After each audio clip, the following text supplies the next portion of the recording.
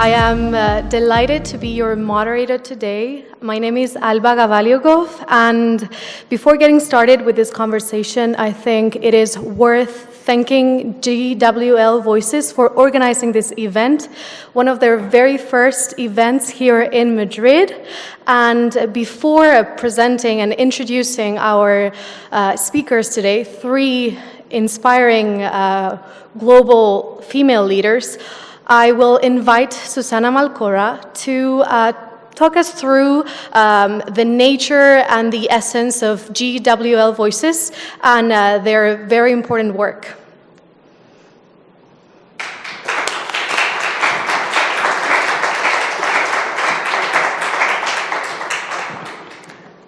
Thank you, Alba. We always try to make sure that when we have an event, there is female youth representation. And often we have them as part of our panels. Today, Alba is going to facilitate our dialogue. So that's part of the message we try to convey as GWL Voices. We are a group of 60 women that have worked at very senior positions in the multilateral system and in our governments. We came together in 2019, in March 2019, as just a network, just getting together, trying to convey a message of how important it is multilateralism, given the fact that there is so much going against multilateralism these days. And together with that, the other track was women empowerment. And why is it that we associated these two tracks? Because we deeply believe that the advancement of the women's agenda is intertwined with the multilateral system. What we have been able to achieve since Beijing had to do with the fact that there was an engagement by the United Nations, that there were processes where member states felt the peer pressure to advance their national policies, and that all of that allowed for the world at large to recognize the need for a strong strong women's empowerment agenda. The fact that there is a lot of pressure on the system, the fact that there are many saying and proposing that the system is not working, that it's not worth, in our view, really impacts on women's agenda. And that's why we work on those two tracks, and we always make sure that we mutually reinforce those two lines of work. We started being a small group, as I said, of three founders, Helen Clark, Irina Bokova, and myself. Helen Clark, former Foreign Minister of New Zealand and former UNDP administrator. Irina Bokova, former Foreign Minister of her country and also Director General of UNESCO. The three of us competed to be Secretary General of the United Nations. So not only we were colleagues, we were friends, but we also competed.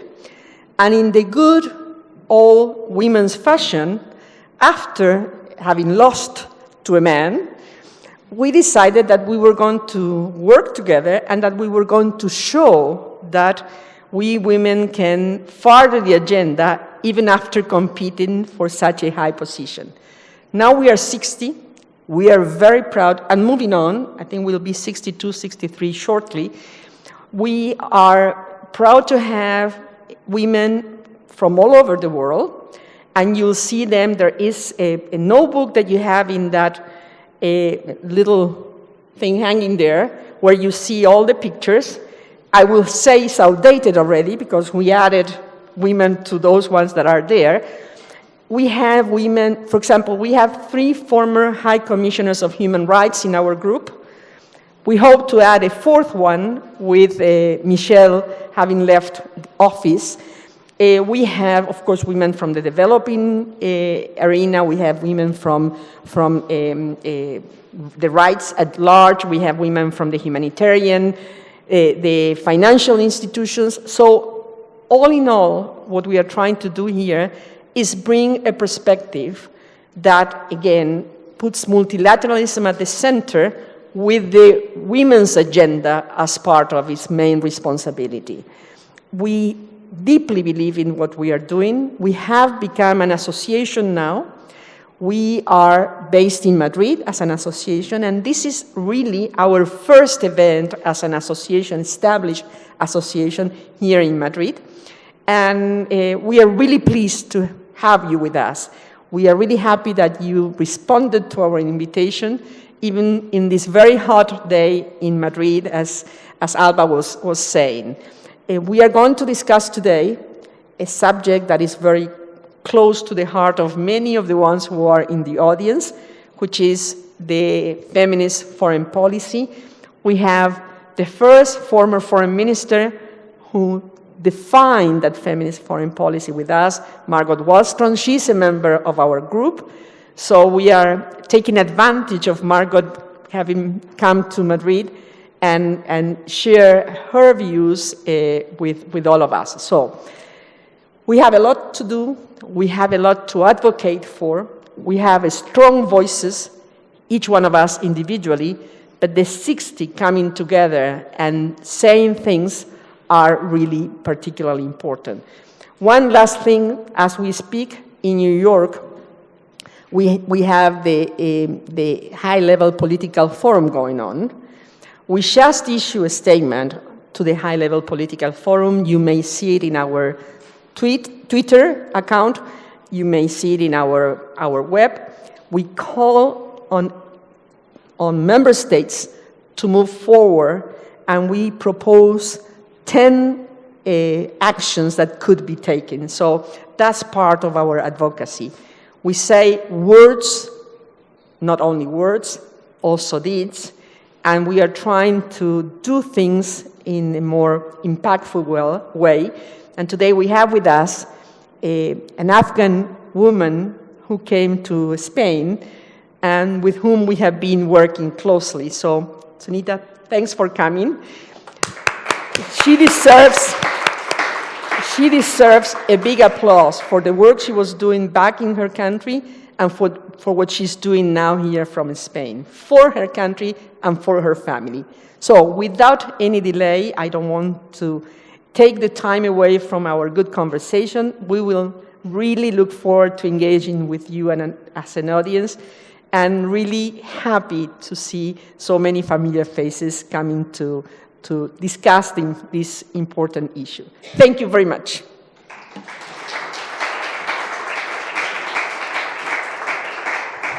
Before getting started, I'm just going to share with you a few logistical explanations. If any of you needs a Spanish translation, you have a little device in your chair, on the back of your chair, and just by pressing number 2, you'll be able to have a translation in Spanish as we discuss this very important issue. Please, if you may, join the stage. Thank you so much.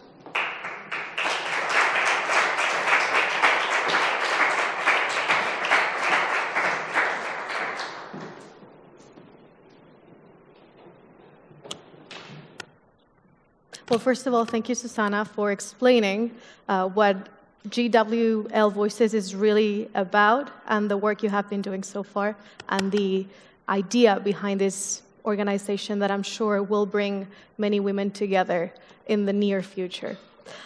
Today, we're very lucky to have with us 3 global female leaders, 2 women that have occupied extremely important jobs at high-level positions, as well as a person who can be said to be Spain's top global analyst. So thank you very much to the 3 of you for joining us.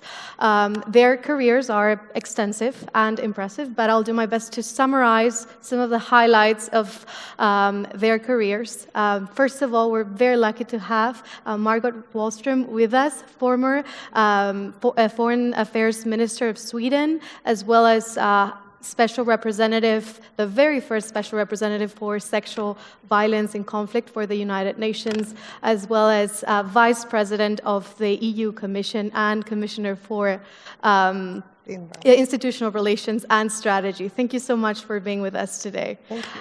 Alongside Mrs. Wallström, we have Susana Malcorra, President and founder of GWL Voices, Minister of Foreign Affairs, former Minister of Foreign Affairs of Argentina, as well as current senior advisor at the IE University, and Chief of Staff of the UN Secretary General, Mr. Ban Ki-moon. And last but not least, we have Mrs. Aura Molto. She is currently the Editor-in-Chief of Política Exterior, Spain's top and leading publication about or on international affairs and foreign affairs. Thank you very much to the three of you for joining us. Thanks, Alba. I must say that I'm not a global leader. They are two real global leaders. I'm just an admirer. Well, I think it would be a good idea to get straight to the point. I have some questions for you, and later on we'll be able as well to entertain a few remarks and questions from the audience. The very first question is really getting back to the basics. Mrs. Wallström, what is the feminist foreign policy? Could you explain it to those that have read about it but are not too sure yet what it means? And then I would also like to ask you what led you to implement that great step in your country when you held your position as foreign minister. Thank you very much, and thank you to all of you, ambassadors and all excellencies here, friends from Spain, that you have joined us this evening. And this is my favorite subject, has become, because there are indeed many questions. How did this come about? Why did you call it a feminist foreign policy? Why should foreign policy be feminist? And I'll explain, I'll try to make it short. But I must admit that part of this adventure that it has been was my experience as the first special representative of the UN to try to fight sexual violence in war and conflict. And that gave me a heavier heart, but also paradoxically maybe more hope for the future, because these mostly a majority women that I met did not want to be seen and treated only as victims. They said, we are also actors for a change in our countries. We want to be recognized. We want to be part of the future of our own countries. And I could also see what kind of deep imprint that this made on an individual, on a village, on a whole country, and I would say on the whole world when it comes to peace and security. It is not a women's issue, it's a peace and security issue. So how can we achieve peace if women are excluded? And they make up half of the world's population.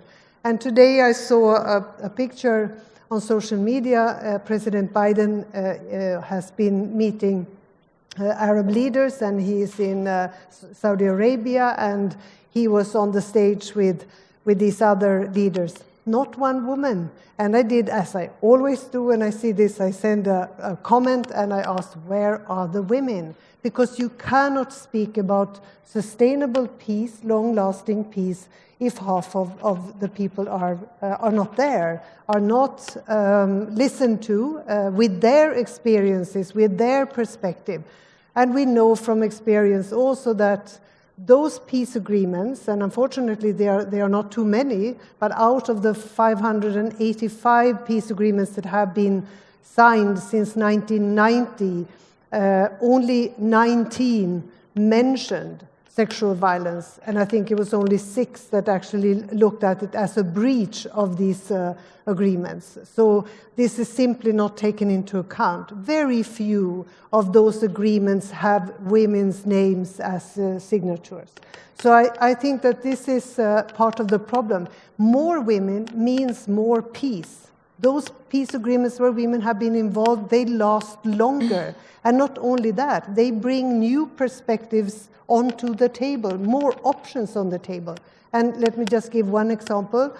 and that is in Colombia. And I followed that process very closely. I visited Colombia several times, and I know that the women were furious that they were not there in Cuba, where actually then the proper peace negotiations happen. And they said, we have to be there, because we are the ones who have lost also our daughters. Many of us have lost our lives. We want to share our experiences. In the end, they sort of forced themselves upon the peace process and made a way into the peace process. They brought up new elements for something here that is my vanity. Wait, I've tried to take this off. They brought, for example, the landowner issue onto the table. They said, unless you solve those problems, how can we reach peace, durable peace? And they really changed things around. So this is simply the knowledge that more women engaged in peace agreements make those agreements last longer and be more solid. And that's a reason enough to bring it into foreign policy. This is why it belongs there. But I also understood that if I call it a feminist foreign policy, I need to explain what is feminism then. You know, it creates curiosity and accountability and criticism, but you have a chance of actually looking at what does feminism mean. It means that women and men should enjoy the same rights, the same obligations, and the same opportunities. It is as simple as that, and as difficult as that. And it meant also that I had to explain how do we do it. And I can say that I'm rather happy that I chose not to make it a matter of identity, but make it a matter of rights, representation, and resources. Are women enjoying the same rights, legal and human rights, as men? Can they open a bank account? Can they start a business? Can they go to school? Can they say no to being married away when they are 15? Do they have the same choices and the possibilities as boys and men? Secondly, representation. Are they there at those tables where the most important decisions are being made? Can they sit on the boards of big companies? Well, they can become the CEOs, luckily, as this woman has been for many years. But this is also, it says itself, the word speaks for the content of that. Being represented. And thirdly, resources. So do all of our countries that now declare that we have feminist foreign policies, do we have gender budgeting? Do we have budgets that are sort of really can be analyzed from that point of view? Do we have the data and statistics to show what the reality is in most countries? Does enough money go to the needs of girls and women? Can be compared with what is used on men. So those were the guiding sort of steering principles or parameters that I wanted all our representations and our embassies, our diplomats to work on, and not make it a matter of whether we use the word gender or something else, but make sure that this is inclusive by being practical, by changing the reality for women around the world. So for me, it's not a motto only. It is actually about proper politics. So I have a challenge for those who now represent countries that, and I think we should take a lead, because now we can see that women's rights are just pushed aside, that the autocrats that unfortunately are so many around the world today, that they often start their mandates by introducing laws and restrictions on women's rights, the right to abortion or sexual and reproductive health and what have you, or take Afghanistan, where they have not lived up to any of these promises of letting girls go to school or work or any of that. So I think that we have to take the lead. We have to show by also doing the very practical things that will change the world and the reality for women. So I think we have to make a list of the things that we promise to do at this very dire situation for girls and women. And we can come back to that, what that could be. Mm-hmm. But this is the today's reality, and I think it is as meaningful as it was then. Already, what is it? 7 years ago. 7 years ago. 7 years ago when I started it, and I think also the response has been amazing, and I'm so happy for all those other governments and countries that also want to follow. It's one of the unfinished business of our time is to make sure that also women are there.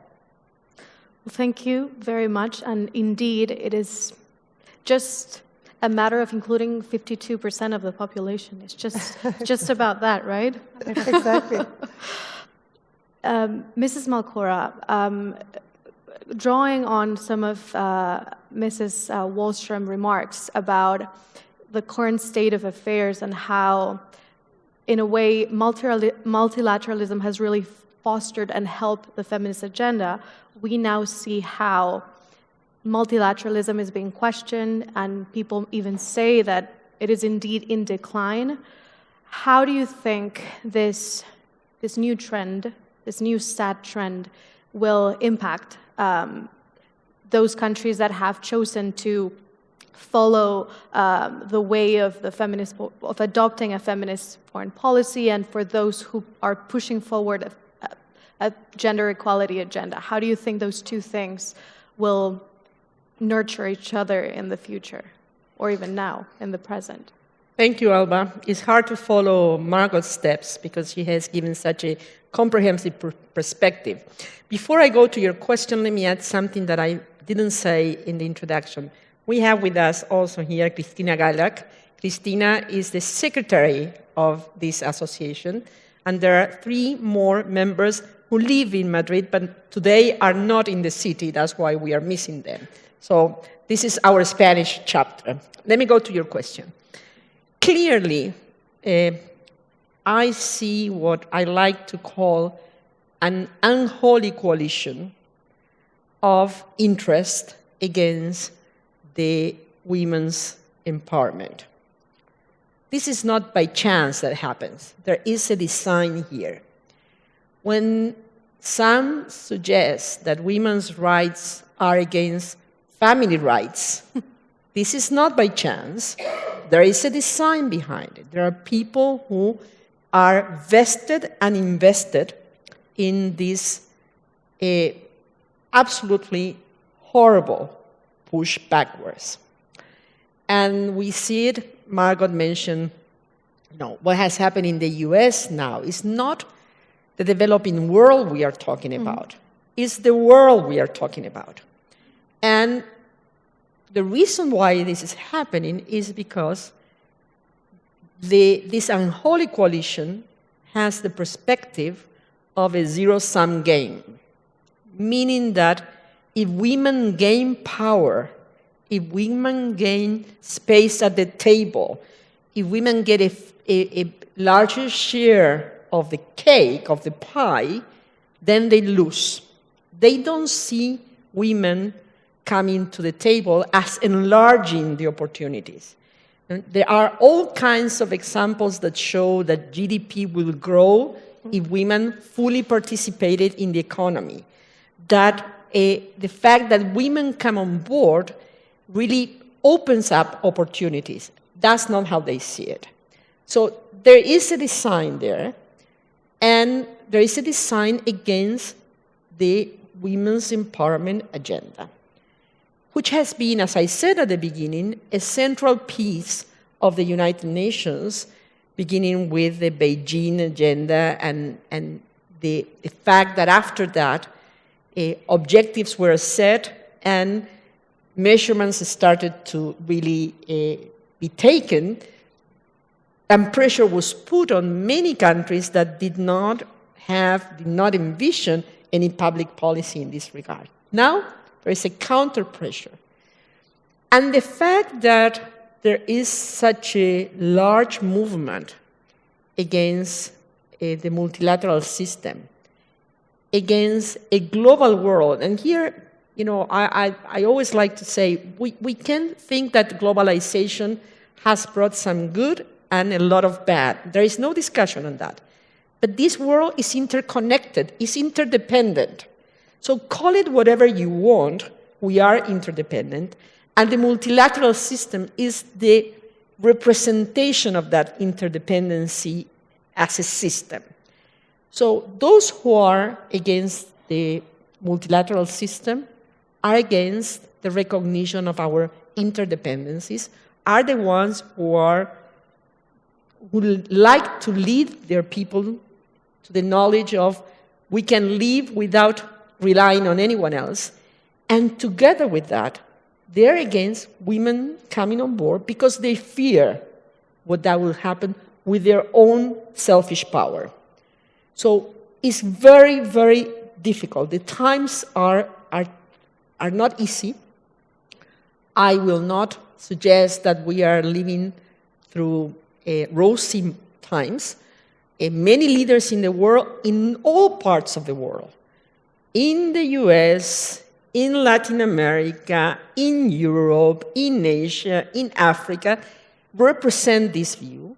And there are many movements within all societies that push for this view. So we need to recognize that what we assume are rights that have been gained could be moving backwards, and that we need to raise our voices, hence GWL voices, but to be active in defending the rights that have been achieved, but the many ones who are not there in so many parts of the world. So I am worried.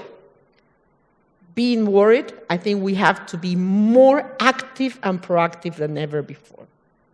Well, certainly coming together, as you are doing, is the very first step to join forces and act against this great pressure that you were just describing.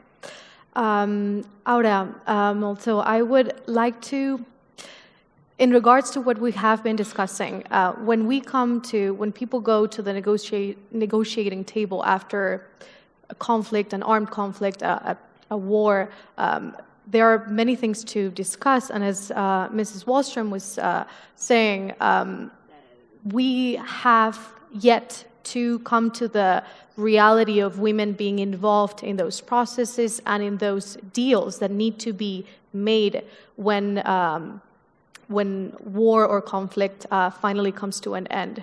How can we ensure that a gender perspective is adopted and respected in those spaces of negotiation, in war settlements, in peace treaties? How can that be actually done, become a reality? Well, thank you for your question, Alba. You can see that I'm not a global leader, a global woman leader, because they don't need the notes, but I couldn't do it without my notes.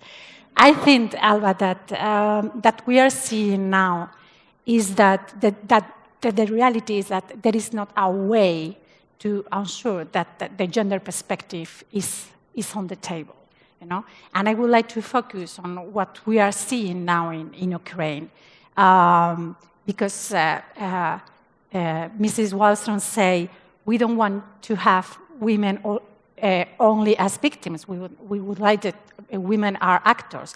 But what we are seeing in the war in Ukraine, in the situation in the international system right now, is that women, in the case of Ukraine, have no other role than victims. There are no women in the talks between Russia and Turkey, in Russia and Ukraine. There is no even women in initiatives concerning to the food crisis, and not even in dealing with all those countries that in the United Nations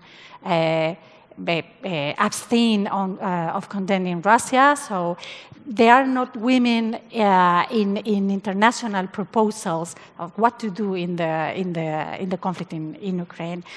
So we must recognize and criticize, of course, that women have been sidelined in this conflict, and this conflict probably will determine a new international order. And these are very bad news for women, and these are very bad news for the future of international order. to reply to your question, well, the thing is that there is no gender perspective because women are simply outside of the center of power where the key decisions are made in this conflict. No? Of course, we have Ursula von der Leyen in the media, and she has condemned sexual violence against Ukrainian women. It's true. But we have not yet heard a word from her, and not from any other leader in the world, asking in order to include a gender perspective or including women on what is going on in Ukraine and in the response by the European Union and the NATO. And this is very depressing, definitely. And I think that the situation will have a catastrophic consequences for the feminist foreign policy and also for the international global order that is shaping right now. No?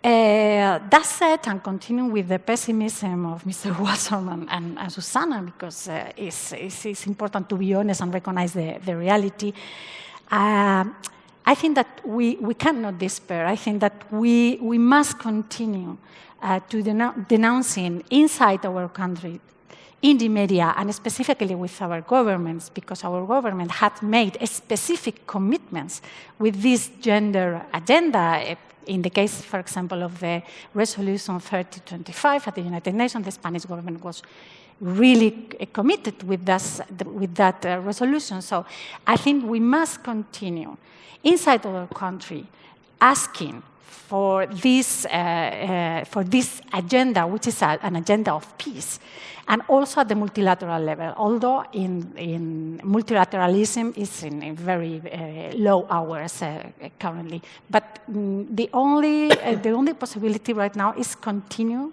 with our efforts, denouncing the situation and asking for a change and for inclusion of women in specifically in the case of Ukraine, because it's going to be a turning point in the international, because it's beyond of Ukraine. It's not only a war between Russia and Ukraine. It's a war against many concepts about an idea of the world and the international system. Indeed, we need to keep on demanding and raising our voices to denounce that women are still not included, not in the picture, not in the minds of those who, for now, participate in those processes and take many of the decisions. Before opening the floor to questions, I would like to pose a general question to the three of you from my own perspective, because indeed the tone nowadays is extremely negative, and that really clashes with my own experience, because I was born in 1995, the year of the Beijing Declaration, and up until very recently, my own perspective on women's rights, of course being a European girl and young women, which is extremely privileged in that sense, but even then was one of continuous progress. We had the Beijing Declaration of 1995, then in 2000, by unanimity, the Resolution 1325 was passed. Then came Mrs. Wallström and introduced a feminist foreign policy, which up until 10 countries have adopted so far. In 2015, the Me Too movement. So everything was extremely hopeful, and it seemed it wasn't going to stop. And then 2019, 2020, 2021, we see the situation in Afghanistan with the Ministry of Women's Rights being replaced by the Ministry of Vice and Virtue. We have more and more cases of sexual violence in conflicts, not only in sub-Saharan Africa, but also now in the European soil, in many forgotten conflicts around the world. This is a situation that is happening. And we also see in leading countries in the feminist agenda, such as the United States, many rights being taken away. So I once watched an interview by Mrs. Wallström where she said that her life had been one of a tension between hope and despair. And now I see a lot of despair. So I'm planning to live at least 50 years more. Is there room for any hope? And by then you will be the next Prime Minister of this country, I'm sure. So we are very hopeful. Yeah, there is always hope. Like with Pandora's box, that is what was left when they opened it and everything else flew out. So of course we must keep hope alive, but we also have to look with very clear eyes on what is going on right now. And we have to understand that we have to continue to fight for those rights, to keep the ones we have, but also make sure that we achieve sort of, that we broaden our scope and that we are also inclusive. Because as we discussed today, this cannot be seen as you know, white women from the north and some more from south, but still, or older women, as we have both sort of left our posts as foreign ministers. But I worry a lot about my grandchildren, I have to say, and I think also when you have grandchildren, you have a renewed interest for the future, because you understand that within 10 years, they will also have the full effects of climate change in a way that will really make their lives very, very different from the ones we are living. So we have a responsibility, and at the same time, we are better educated. We have a fantastic technology. We are also interlinked and interdependent like no generation before us. But we have to understand that some of these rights that we enjoy and that we think are so crucial to any democracy, because to me, feminist foreign policy is also a matter of democracy. You cannot simply exclude, as we've said, half of the population. So this is why we have to just fight and organize ourselves and find ways forward.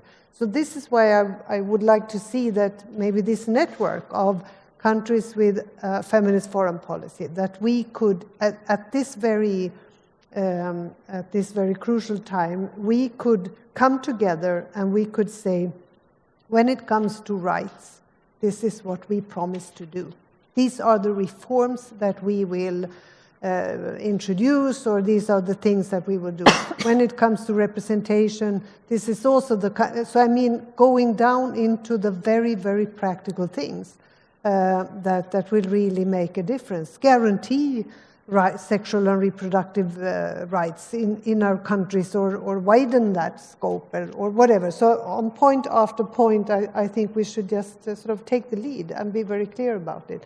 But I was very lonely when I made the point, and you cannot believe the comments that came on social media when I said that these so-called negotiations, we know they were not serious, but when Russia and Ukraine sat at the same table there in Turkey, but there were no women from Ukraine. And I've been so many times and worked so hard when it comes to Ukraine, and supported Ukraine as we've done, and met with those amazing women from Ukraine. I know they are professional, capable, competent, well-educated, well-experienced. Why are they not there?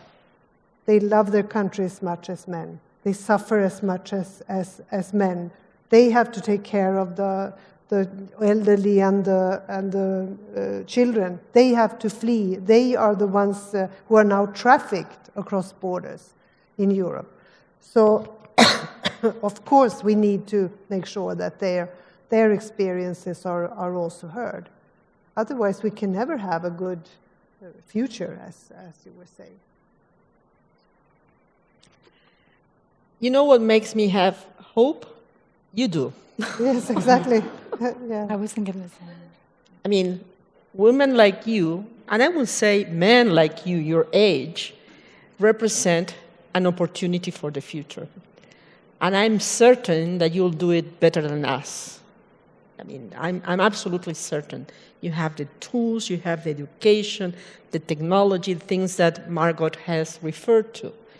So if anything, I feel the responsibility of not having been up to the task, that our leadership, our generation leadership has not responded to the challenges the way we had thought we'll do. You know, I was not in 68, I was too young then, but I was young once upon a time. But those dreams we have been unable to materialize to the extent that generation and the succeeding ones had committed. So that is a responsibility that I feel on my shoulders, but I have all the hope because I see shoulders taking it over that are wide and strong, and that makes me have hope. It's the question of, trying to lighten up what we transfer to the younger generations with the time we have left as women who are trying to have an impact. Let me add one thing. I hear both Audi and Margot talking about Ukraine, and don't take me wrong. I deeply care about Ukraine, and I'm very concerned about Ukraine. But there is much more in the world than Ukraine. And one of the questions that worry me very much is that the crisis that we thought were central only a few months ago, Afghanistan, it was right and center in the first page of all newspapers. This is a very old saying, when newspapers had pages, but it's nice to use it. It's nowhere to be seen. The Taliban have taken decisions, in this moment of the world watching somewhere else, and we haven't heard much. We see what is happening in Yemen, in Syria, in Tigray, in so many places in Africa, in Latin America with gender-based violence, And we just have taken all the oxygen from the room. So, again, don't take me wrong. I know this is European soil, it's central. Europe means so much to the world, but there is a world beyond Europe. And what is happening in Europe on top has a trigger effect on the rest of the world. The food crisis, the energy crisis, the debt crisis because of the interest rates going up. So we also need to be careful that we don't derail from having our attention a little bit broader and trying to do everything that is needed to support Ukraine and Ukrainian people, but also we remember there are 7+ billion people living in the world. Half of them are women, and many of them do not enjoy any rights. So that, to me, is the urgency of the moment, is us looking beyond what happens today, which is one of the problems of democracy, short-sighted. We are short-sighted. And now the flavor of the day is whatever, and we look into that only. Mm-hmm. So if I were to, again, finish with the hope, youth, you are the hope. What is the concern? Our inability to be able to have enough broadband to manage at least more than one crisis at a time. What a great challenge, but certainly an obligation to be hopeful. Any remarks on? Yes, to conclude with a little bit of optimism, I think that I totally believe that multilateralism will come back and will come back renewed.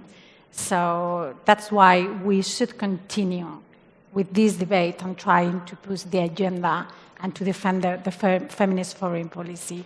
And I also hope that sooner than later, this concept, this traditional concept of security, which is invading everything today in international affairs, will pass away, and we will be able to create or to restore a more modern concept of security based on human security, sustainability, etc. So I'm sure that multilateralism will survive and will renew because it has been proved that is the better way to solve the global affairs and is the most effective one. Hopefully it's just a slump in history and progress will finally take the good direction once again.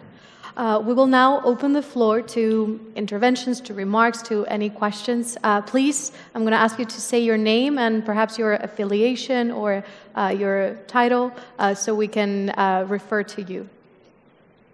Yes, over there, Mr. Yes. My name is Carlos Esposito. I'm a professor of law here in Madrid. First of all, thank you very much. It's been a wonderful time. Fully admire what you do, and I think that it was very necessary, so I fully support GWL. It's a difficult name. But I really support you. I think you're necessary, and this is a wonderful event. It seems to me that you talked of feminist approaches to foreign affairs as a movement or as an agenda with many different goals, but all of them, or probably most of them in your speech, that's what I understood, needs democracy as a precondition. So is this true? I understood you well, because if it is so, then we really have a problem. Most of the world are not democracies. And I think that feminist approaches are necessary beyond democracy, or probably what Susana had said at the end, to be able to look further from our own perspectives, to to enlarge the scenarios of in this case feminist approaches to foreign affairs is part of the problem. And one more thing on this. For example, you mentioned all the problems that you've seen with the lack of women at the table in Ukraine. Russia is also the same. I mean, they have women. They are just as prepared probably as Ukrainians. And you didn't mention Russians. So that's part of the problem that I see. It's because you support more Ukraine than Russia, or is it because we cannot see the possibility of a feminist foreign affairs and a feminist approach in Russia, because it's not a democracy, or not a democracy as we think a democracy should be? Thank you. Please feel Thank free. you, and those are of course very pertinent and clever questions, as they should be from a professor. First of all, this is very important to explore the connection to democracy and the dependency on democracy. To me, it is also democracy is part of democracy to make sure that women are included. So it sort of goes both ways. But if it is a foreign policy, it is a tool. It's a democratic tool for a government. And it's really about how do we use our diplomatic representation around the world to make sure that we further these objectives, that we further those goals. And we can do that in many ways. We can do that through an embassy in a country that is absolutely not democratic at all. But we, as one ambassador said to me, actually it made me think about who are the people we invite to our meetings in the embassy. Maybe there is a big majority of men that we see as representatives of different activities in this country. So we should make sure that we invite more women.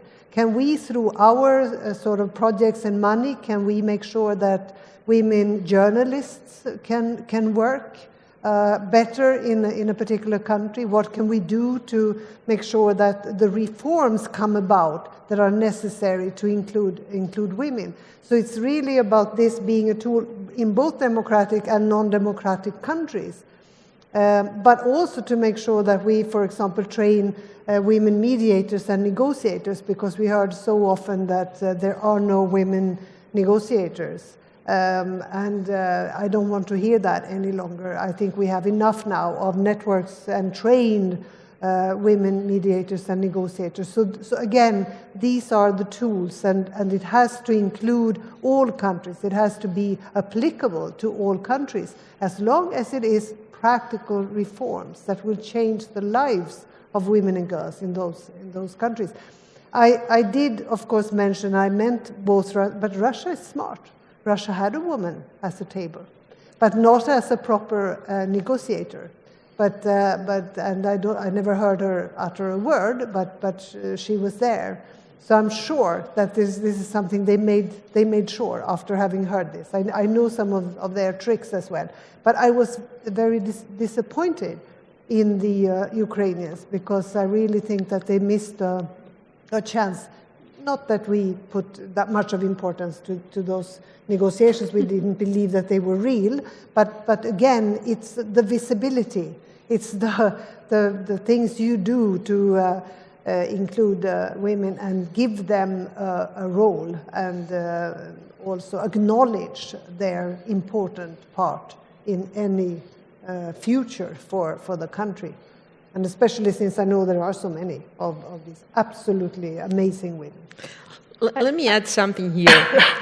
Sorry, I have to, can I put this out? There is, this is a global problem. And the world, globally, is not a democratic world. We have big portions of the world that are not democratic. So we need to address the issues of those peoples, and particularly, from our perspective, of women within those countries. And let's just talk about two big countries, China and India. India is supposed to be a democracy, a certain type of democracy, but they call themselves the larger democracy in the world, but they do not recognize women's rights.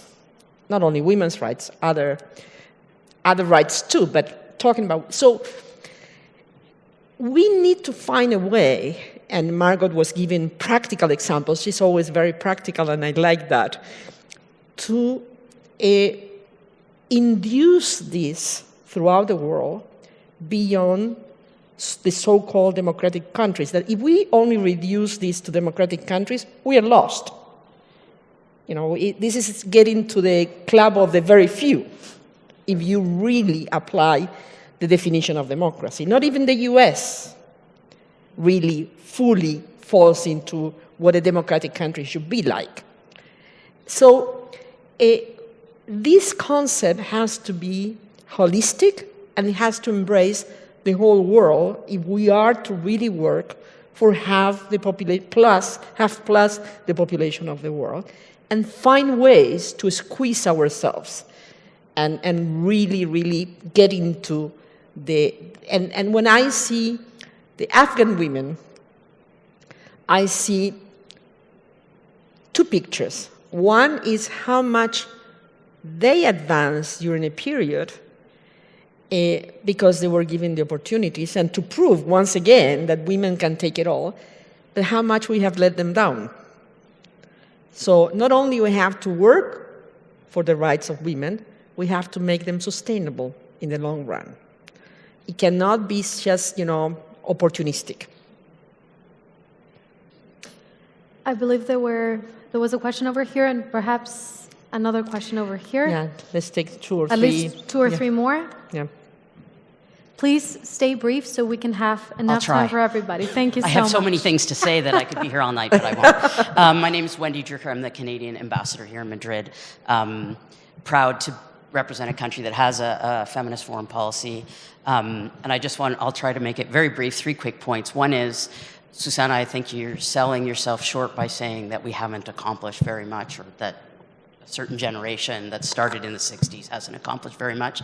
I think we've come very far in many senses, but the old saying is the price of freedom is eternal vigilance, and we can't take anything for granted, as we're seeing now. So we all need to continue fighting to maintain those gains and get further achieve further gains. Just 2 points that I think are quite important. One is, at least in Canada's case, and this is something I worked on quite a lot before coming to Spain, and in particular in the context of our feminist international assistance policy, was the question of intersectionality. And you've mentioned that a bit today, but I think we have to be really clear that this is about rights and about changing power structures.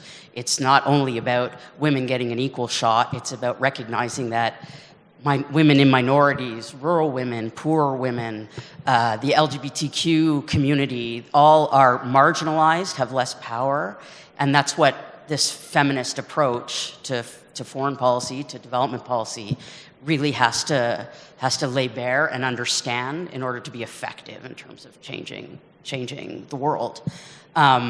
And in Canada, we have an approach that we call the Gender-Based Analysis Plus, where every decision, including budget decisions, have to go through this analysis, where it's not only a gender analysis, but also in terms of all the facets of minorities and more vulnerable populations. So that, and then the other one is, and this was also mentioned, it's not only for women to fight this fight. We need men to be involved in this fight, because otherwise we're not going to get the progress that we need. I was in a conversation not too long ago with staff from our Prime Minister's office where he was invited to an event, and their answer was, he's not attending if there isn't at least one woman on the panel. He is not going to sit on a panel with only men. And we need men like that in positions of power to take on the agenda. It's not just about women, and I'm happy to see there are men in the audience today, and it's about bringing on those allies and showing that this approach makes sense for everyone and for all societies. Yes, please.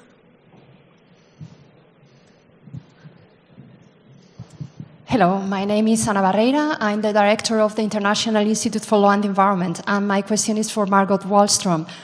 You were the Commissioner for the Environment at a time when the Kyoto Protocol was being put into place, and under your mandate, you developed the carbon trade directive, and which is still in force and it's ongoing. And my question is about your vision on the roles of women in the fight of climate change, because we have been negotiating for more than 3 decades already to fight climate change, but it was a time when women has not a big presence, but at the same time when measures have to be taken, and we look at the sectors that are the most responsible ones for carbon emissions. These are energy, transport, edification or buildings. These have been very dominated by men. And now things are really changing, but still is the movement is low. And I'm very worried because if you look at the first IPCC report, we knew what was going to happen. Yeah. This was in 1990, before the signature of the Climate Change Convention. So why do you think, do you think that all this delay has been due to the lack of presence of women in all these sectors in which that they are the main contributors for climate change? And I can see that there has been a big development after the Paris Agreement. The society has changed enormously since 2015, and I can remember that there were women there negotiating, leading this agreement. So what are your vision on this? Could you share it, please? Thank you. Otra pregunta. Maybe another question, and we can answer maybe over there at the very back. We have a young woman asking. That's great. Good afternoon. My question let me introduce myself. I'm Zahra, former mayor from Afghanistan. At the moment, I live in Spain. Excellency, Sweden has a former gender equality and human rights. This focused gender equality in Swedish development cooperation is based on insight that strengthens gender equality, contributes to reduce poverty and more sustainable development, security and peace. The feminist foreign policy is the response to discrimination and systematic subordination that still characterizes everyday life of the countless women and girls globally. My question, you are as a decision maker, you are as a global leader, is this policy in your country, how successful in this field, especially in the globally, in the support other countries, the women's rights in a country in the crisis, like Afghanistan, Ukraine, Eritrea, and other countries. Thank you so much. Margot, you start? Yeah, I can start. It's easy to say that I fully agree. I think that the next challenge for feminist foreign policy is to show that it is inclusive, that this is the next project, the way we develop it. So I totally agree with everything that you've said. I also think that women have very much been active in the sort of the green movements and green parties everywhere in the world, but also in the NGO community. And I think it is very much thanks to sort of the civil society organizations, the NGOs, that we've actually been able sometimes to reach a decision. They have also played an important sort of role as pushing the agenda at the big meetings, the COP meetings. But it is also kind of scary when I look back, because this is now 20 years ago since I started as Environment Commissioner. All of those issues are still on the agenda, the political agenda. They are not solved. We have just sort of exacerbated, for example, the speed with which we see climate change is happening. We have not solved the issue of chemicals. We have not dealt with the proper sort of traditional environmental policies. And I have been very proud to be part of a project that CIPRI has had. And we wanted to bring back the environmental issue, of course, a little bit in the shadow of climate change, because climate change makes these environmental problems worse. But to make them visible and put them also in relation to peace and security, because we know that, of course, if you can no longer find water, or you fight with a neighboring country about the water resources, that can easily turn into social unrest, that can turn into conflict and then full-scale war. And if the food and hunger, the food problems and hunger also spreads, this will lead to unrest and war and conflict. So this is important. And I think women, I think most of this world's problems are made worse by women not being in the decision making, because women come with another perspective, and they are needed as well as men are needed with their ways of thinking. So I think we are missing the women's voices, but I see that they are still active also on the environmental policies. I hope we can mobilize more young people also to work on these issues. Alba, we are looking at you all the time. We're putting it on your shoulders, and maybe the students at your university, and I will say that in my speech tomorrow evening to them. It's, you know more. You are better educated, you are better trained, you understand. We have the technology, we have the knowledge. We cannot blame it on ignorance any longer. We really have to act on it. And without women, it will not be possible to do, as with Afghanistan. And I've tried to engage as a follow-up to what happened in Afghanistan, also to make sure that women are there to distribute humanitarian assistance, because this is where we are now.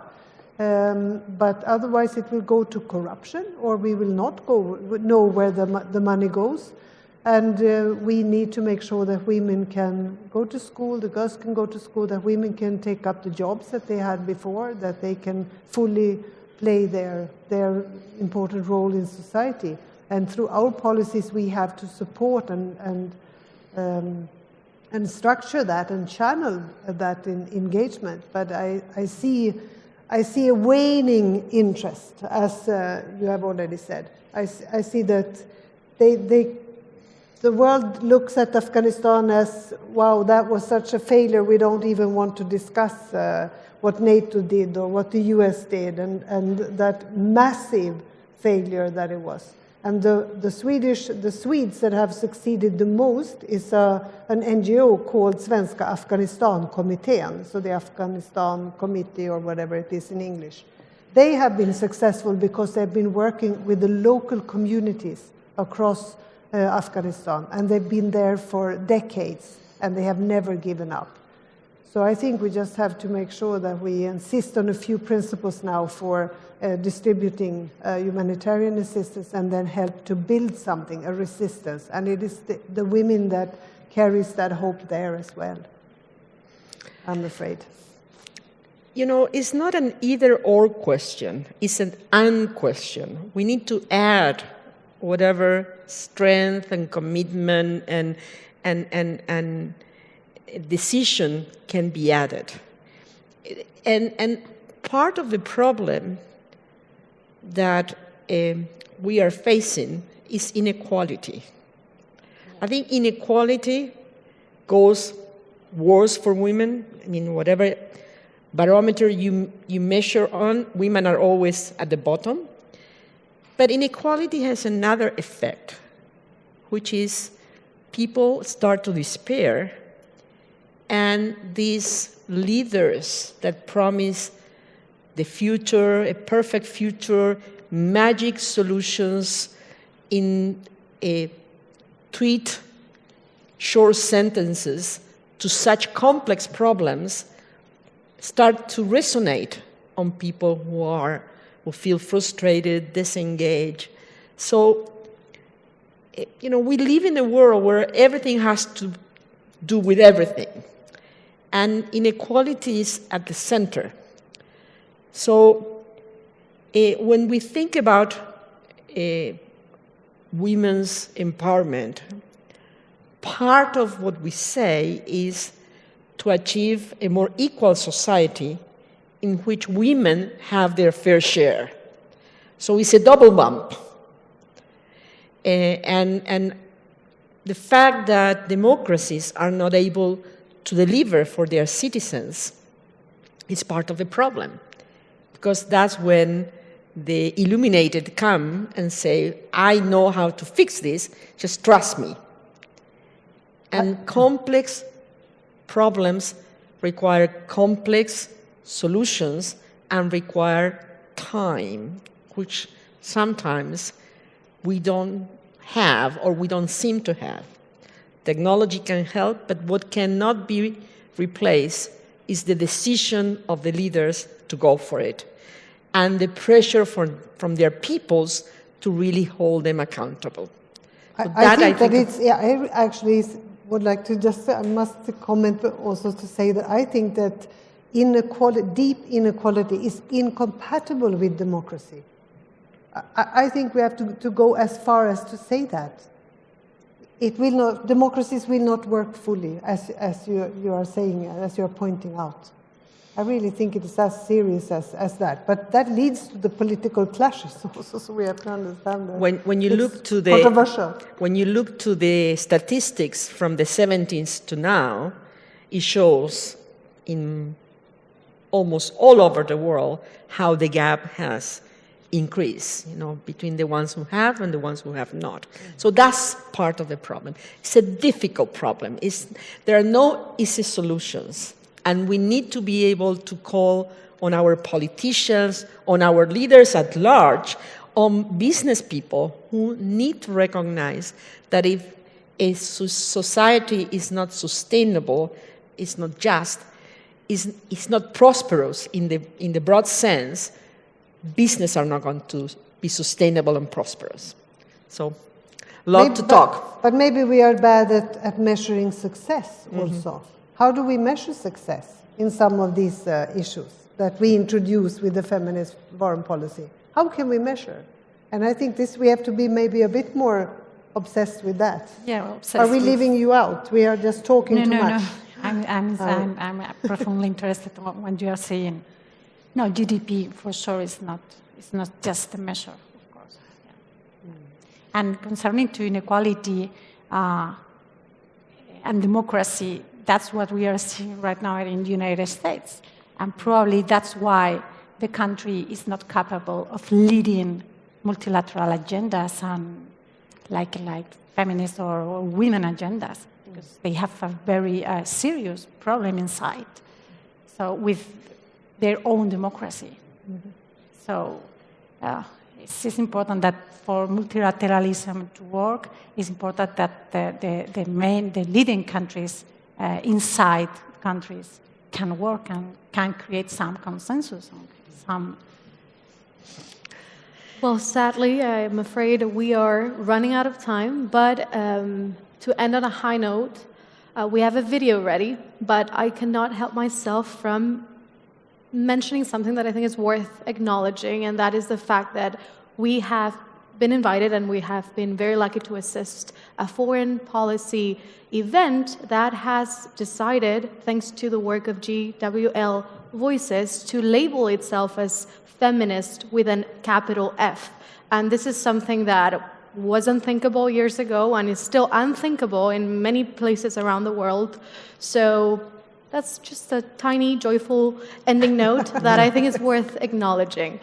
So please stay with us to enjoy this very short video and to have a drink, goodbye drink, at the exit with us. Thank you very much.